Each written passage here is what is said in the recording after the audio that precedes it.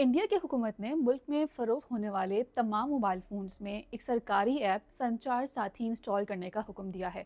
Mobile phone कंपनियों को कहा गया है कि वो नए फ़ोन्स में इस ऐप को प्री इंस्टॉल करें, जबकि पुराने फ़ोन्स में सॉफ्टवेयर अपडेट के ज़रिए इसे शामिल किया जाए। हुकूमत ने यह भी कहा है कि कंपनियों को यकीनी बनाना होगा कि ये ऐप ना तो डिलीट की जा सके और ना ही इसके फंक्शंस को महदूद किया जा सके, और ये ऐप अगले 90 दिनों में हर फ़ोन में मौजूद होनी चाहिए। लेकिन ये संचार साथी ऐप है क्या? मोदी हुकूमत का कहना है कि ये साइबर सिक्योरिटी ऐप है, जिसकी मदद से शहरी साइबर फ्रॉड रिपोर्ट कर सकेंगे और अपना गुमशुदा फ़ोन ट्रेस या ब्लॉक करवा सकेंगे। लेकिन इंडिया में कई लोग इस ऐप पर सवाल भी उठा रहे हैं।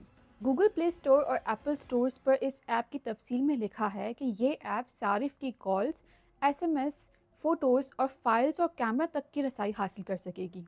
तनकीद करने वालों का कहना है कि इस तरह की रसाई देने से क्या शहरियों की राइट टू प्राइवेसी की खिलाफवर्जी नहीं? दूसरी जानिब अपोजिशन जमातों का कहना है कि मोदी हुकूमत इसके ज़रिए नज़र रख सकेगी कि शहरी क्या कर रहा है, किसे मिल रहा है और कहाँ जा रहा है।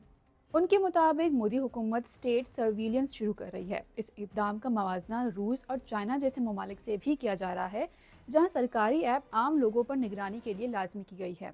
इंडिया में इस ऐप के खिलाफ तनकीद बढ़ी तो मिनिस्ट्री ऑफ कम्युनिकेशन को वजाहत देना पड़ी कि शहरी इस ऐप को डिलीट भी कर सकते हैं, लेकिन सरकारी हुक्मनामे में लिखा है कि इस ऐप को ना तो रिमूव कर सकते हैं और ना डिसेबल, तो डिलीट करने का अमल कैसे मुमकिन होगा? दूसरी जानब इंटरनेट फ्रीडम फाउंडेशन नामी तंजीम ने एक्स पर लिखा है कि वो इस हुक्मनामे के मनसूख होने तक कानूनी लड़ाई लड़ेगी।